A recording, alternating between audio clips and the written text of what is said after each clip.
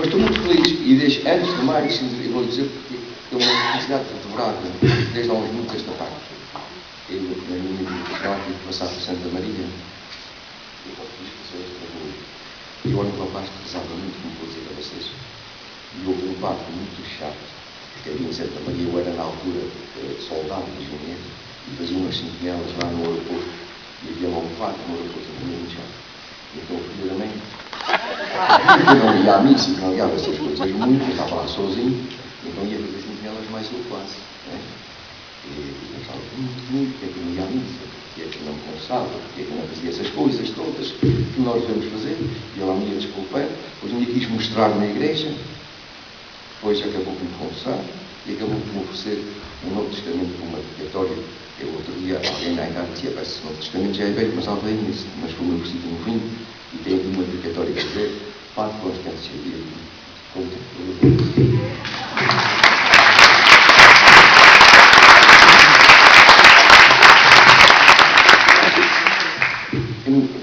não estou ofendido destas coisas, para não. Pronto, meus amigos, eu chamo-me Olímpio Amaral, sou casado com uma Lucília, vivemos na freguesia de São Pedro, no lado de São Carlos. E deixem-me dizer-vos que, quando o secretariado me disse para dar este olho nesta loteria nacional integrada, os 50 anos da chegada dos crescidos que estendaram os Açores, também me deu o olho e o tempo que teve. Olhei para aquele título, e disse, bem, este título com os pousinhos quase dava o olho, pior que sem os pousinhos. É que para um leigo como eu, fazer o olho a partir daquele título, ou deste título, não é assim uma tarefa muito fácil. Não é nada fácil mesmo. Eu fui nascido e criado na ilha de São Jorge, na freguesia da Hortelina, no seio de uma família humilde, que rezava o texto todos os dias, e ainda mais uns pousinhos. É que naquele tempo, já tinha um rapaz com 63 anos, quando acabávamos de rezar o texto, infelizmente tínhamos uma guerra no ultramar na altura, e nós ainda rezávamos as Aves Marias pelos soldados que estavam no ultramar, 3 Aves Marias pelas almas de purgatório, mais 3 Aves Marias pelos pescadores, mais 3 Aves Marias, é que iam rezar a vez, dava outro texto quase. Mas era assim na minha casa. Íamos à missa todos os domingos e participávamos nas demais cerimónias religiosas que havia na frente. Olha, entre muitos bons exemplos que me deram os meus pais, que o meu pai faleceu há 4 anos, muitos bons exemplos que me deram. Há um que me marcou profundamente, e que eu na altura, rapaz de 16 anos, não percebia, e que me partilhava de vida.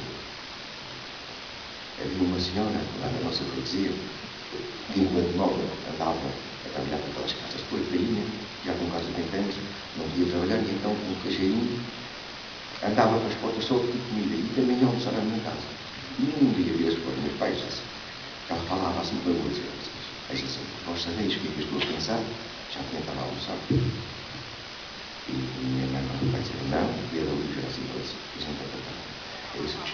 vós temos uma casa de certeza absoluta, com tamanho suficiente para ter um quarto abaixo para mim. Eu não tenho vocês que andar aí a pedir comida para a escola. Eu disse logo, 16 anos, disse, oh mãe, essa velha chega à vista e fica aqui em casa. Oh pai, essa velha não é nada a gente.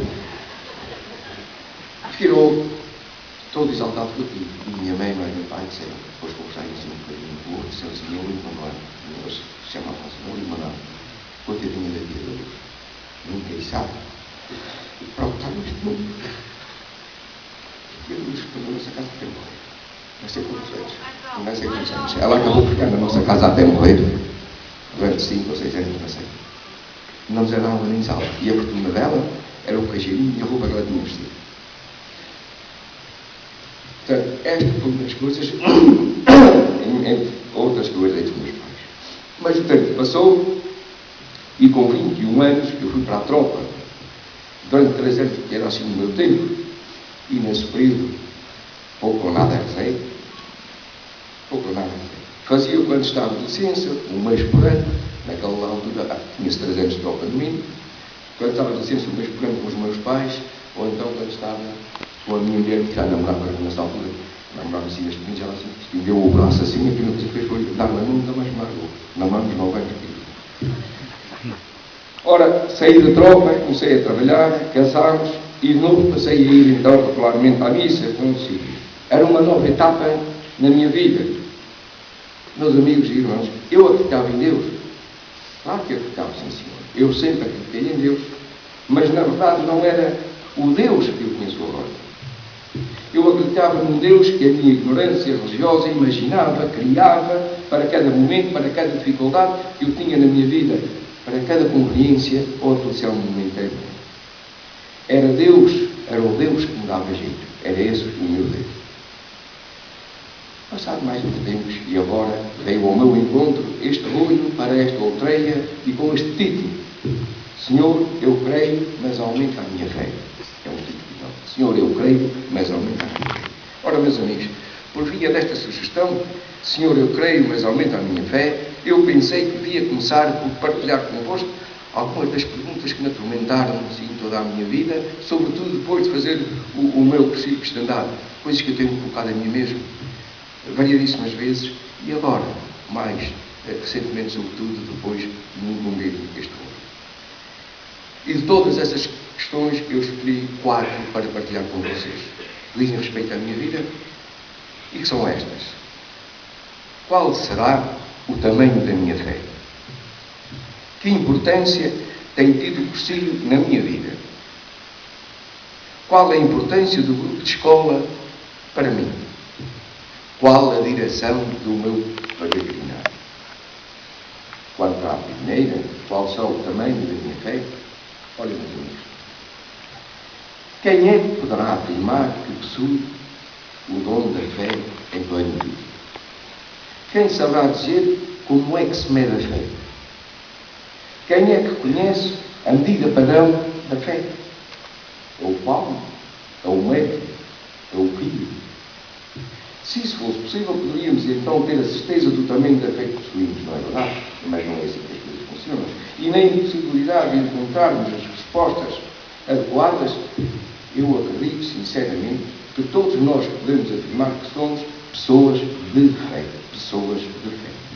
Também penso que, quando temos noção desta realidade nas nossas vidas, é já termos consciência de facto que somos pessoas de fé. Na verdade, todas estas informações foram passando despercebidas, foram passando ao lado como se não existissem ou não fossem coisas importantes na minha vida. Mas um dia, Jesus Cristo teve para connosco, casal, um pequeno e grande detalhe. Sabem qual foi? Eu não preciso de questionar. Um pequeno e grande detalhe que iria transformar para sempre as nossas vidas. Chamou-nos a um cursilho cristandade. Isto foi em setembro de 1983. Quanto à segunda questão, que importância tem tido o cursilho na minha vida? Ora, a maneira de sermos, a maneira de estarmos, de agirmos, alterou-se completamente. Nunca mais foi a mesma coisa. Alterou-se de dentro para fora.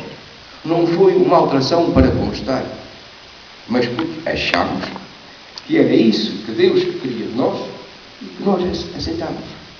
Era isso que Deus queria de nós. Depois de pensarmos, achámos que era isso que Deus queria de nós e nós aceitámos. O cursilho foi efetivamente uma paragem nas nossas vidas que nos sacudiu muito, que nos fez pensar muito.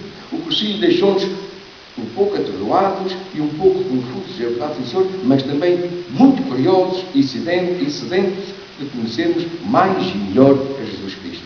O cursilho deixou-nos um turbilhão de interrogações cujas respostas não conhecíamos. E muitas ainda persistem, aliás, por vezes tenho a sensação que são cada vez mais e maiores. O cursilho, por exemplo, interrogou-nos sobre o percurso que tínhamos feito até então e o que pretendíamos para o nosso futuro, o que queríamos fazer das nossas vidas. O cursilho alertou-nos para a necessidade de Deus e aguçou a vontade de o conhecermos mais e melhor. E de tal modo, tão forte foi esta interpelação nas nossas vidas que depois de algum tempo, umas semanas de reflexão amadurecida em casal, tomamos decisões. E então decidimos que, a partir daquela data, setembro de 1983, as noites das sextas-feiras, salvo por motivos de força maior, seriam exclusivamente para o Senhor nas outreias e nos movimentos dos cursilhos de cristandade. Além de participarmos às sextas-feiras na Escola do Movimento, Escola Doutrinal, como é uso aqui para estes lados, e nas outreias durante 2 anos, participámos também na Escola de Dirigentes aqui em Angra. À altura morávamos na Praia da Vitória e as estradas não eram nada daquilo que são hoje. Tinha dias que houve anos que a gente quase levava 1 hora para chegar aqui abaixo. Mas íamos à sexta-feira e à terça, à Escola de Dirigentes. Nós vinhamos da praia, onde morávamos na altura, a cerca de 25 km daqui. E assim tem sido durante estes 30 anos, com altos e baixos, é certo, mas também todos sabemos que fraco não é quem cai, fraco é aquele que cai e não tem vontade de se levantar. Temos feito de mãos dadas, olhos nos olhos, como Jesus Cristo, tropeçando de vez em quando, é verdade, aqui e ali, mas persistimos. Ora, meus amigos, muitas têm sido as descobertas que Jesus nos tem proporcionado a nós casal neste maravilhoso movimento. Mas alguns esforços também, é verdade. E às vezes até de onde não são esperados e que magoam muitíssimo mesmo. É verdade. Mas este também não provém de Deus porque não confio muito. É muito maior, mais intenso e muitíssimo mais valioso o que nos une, aquele que nos une, do que aquilo que nos possa separar outro dia. Toda a minha caminhada pessoal tem sido alimentada, entre outras coisas, pela participação em alguns cursilhos de cristandade, de encontros, de viveres, 3 passagens pelo secretariado de Suzano, muita leitura, nunca aprendi muito, mas leio muito, muita leitura, muita oração e muitos exames de consciência, sempre com gosto e disponibilidade total para tudo quanto o Senhor me tem chamado. Tem sido uma vivência única que eu não sei explicar.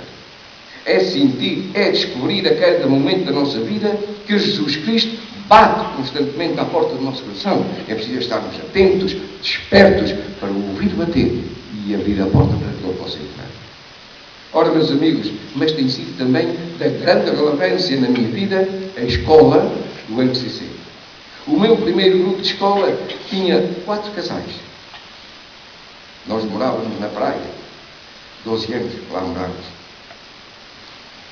Por motivos profissionais, íamos morar para aí. Foi um grupo maravilhoso. Na escola de Angra, damos continuidade à nossa caminhada. Formando-se outro grupo também, 4 casais. Até parece que é o mesmo sempre. Que ao fim de 16, 17 anos, foi bruscamente interrompido. Em 50%. Um casal por motivo de doença grave e outro por uma morte.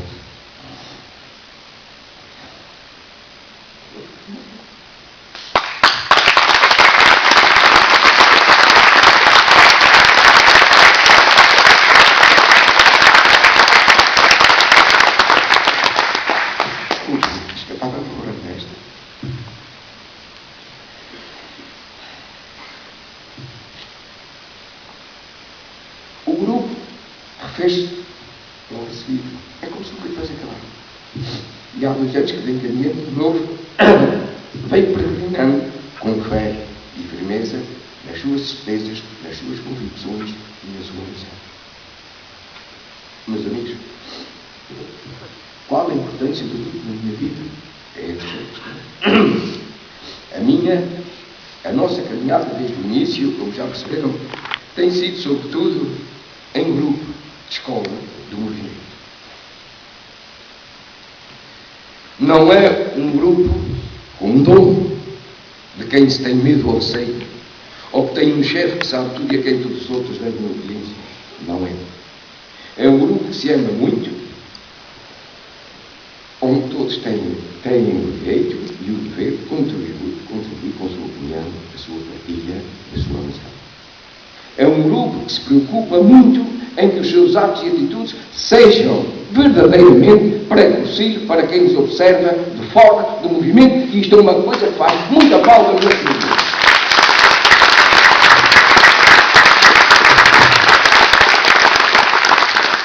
As palavras convencem, mas os exemplos é que arrastam, não é assim?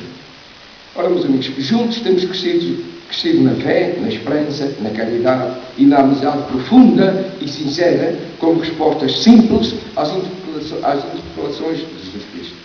Temos crescido como grupo no respeito, no sigilo e na partilha honesta e conscientes de que o nosso verdadeiro líder, Jesus Cristo, está sempre presente nas nossas reuniões e nunca falha. Onde estiverem 2 ou 3 reunidos em meu nome, eu estarei no meio deles. Foi ele que disse. Eu acredito. Nós acreditamos piamente nisso. Durante este percurso do meu pós-cursinho, muitas são as coisas que tive que deixar de fazer e tantas outras que iniciei contra a minha vontade. E sabem porquê? Porque descobri que são do agrado de Deus e então faço. E muitas vezes sabes também muito maiores do que eu, mas faço, porque sei que agrada a Deus. Muitas são as descobertas que eu tenho feito. O dom da fé, o dom da esperança, o dom da caridade, a importância de saber agir com humildade, o valor do tripé, piedade, estudo e ação. Este tripé tornou-se para nós um modo de vida, com falhas, mas sempre com ânimo, seguros do que queremos e nunca o perdemos de vista. À medida que eu fui capaz de baixar a minha guarda para que o Senhor mais pudesse entrar na minha vida, mais o Senhor me tem comprometido, mas sempre me dou conta que o Senhor me tem capacitado para tudo quanto o seu chamamento supõe. Eu acredito que este sentimento de sensibilidade só é possível quando somos pessoas com fé. Não é pessoas com fé. Por isso, falei para a pessoa que não disse para disse ao Sr. Presidente que a melhor coisa vai ser arranjar outro que não para isso. E sabe onde é que eu fiz este livro? A maior parte do que me chegou, utiliza a sério. Não utiliza a sério. Isto é o Senhor. E a maior parte dele, num blocozinho que eu tenho, foi escrito lá. A partir desta frase. Tinha que fazer isto e foi lá. Falar com o Senhor. Falar da minha vida. E assim, abrindo continuamente, sem reservas, o meu coração e a minha mente a Jesus Cristo, Ele também foi interpelando acerca da minha fé. É preciso saber escutá-la. E é isso que eu tenho feito. De uma maneira profunda, íntima, mas exigindo sempre responsabilidades. Questionando-me sempre. Como me sinto? E que lugar ocupa na minha vida? Onde e em quem o encontro? Se o encontro em tudo e em todos, respostas é que lhe tenho dado. Todos nós, membros do grupo, estamos empenhados desde sempre, desde o primeiro. Estamos empenhados, dizia, individualmente nas nossas diferentes tarefas partilhadas. Damos catequese, andamos nos grupos de jovens, nos sentimos, ministros extraordinários da comunhão, ornamentações da igreja, leitores e acólitos, catequese, uma série de coisas que nunca mais acabam. Mas também estamos empenhados coletivamente. Visitamos o Senhor, rezamos, refletimos, fazemos tempos de oração, falamos dos nossos problemas e das nossas dificuldades entre nós e com o Senhor, estudamos para mais conhecermos o nosso Deus, fazemos vias sacras, cantamos e também já choramos algumas vezes. Já fizemos cabazes para necessitados, já vestimos um grupo de crianças de uma instituição, como se diz aqui na nossa terra, dos pés à cabeça, sapatos, cuecas e meias, por aí fora. Também já pagámos uma refeição durante uns anos a quem precisava, até que o Senhor se lembrou dela, todos os dias. Isto são algumas das pequenas coisas que temos feito para partilhar convosco que eu pus aqui. São algumas pequenas coisas que temos feito. Coisas muito simples, mas feitas com muito amor. Não são grandes coisas nem grandes feitos, mas esforçamo-nos por ser um grupo que age conforme o tripé, com fé e com honra. É sobretudo no sacrário que encontramos respostas para as inquietações que o Senhor coloca nos nossos corações. E assim vamos todos juntos caminhando com Jesus Cristo num só coração. Por fim, a última questão. Qual a direção do meu peregrinar? Qual a direção do meu peregrinar? Olha, meus amigos, pessoalmente, quase todos os dias, na minha hora do almoço, eu visito o Santíssimo, ali na Sé. Eu era da GNR, pessoal cá da terra conhece-me todos, fui ali no Santíssimo Comandante daquela casa, e é uma coisa engraçada. Eu e mais um ou dois crucistas que lá andavam, durante a Quaresma, nós sabemos como é pecado, mas por princípio respeitamos e fazemos o sacrifício de não comer à sexta-feira carne. Só comer aquela casa e comia-se carne todos os dias e ninguém fazia caso depois ainda. E é engraçado, eu já estou formado há 12 anos, mas ainda hoje eu vou lá comer todos os dias, ou ao almoço, porque tenho um movimento de ficar sem fazer nada e trabalho aqui para baixo e vou lá almoçar todos os dias. Já não lembro lá nada, se bem que nunca mandei muito. Ainda hoje, pela Quaresma, naquela casa, à sexta-feira, não se come pecado.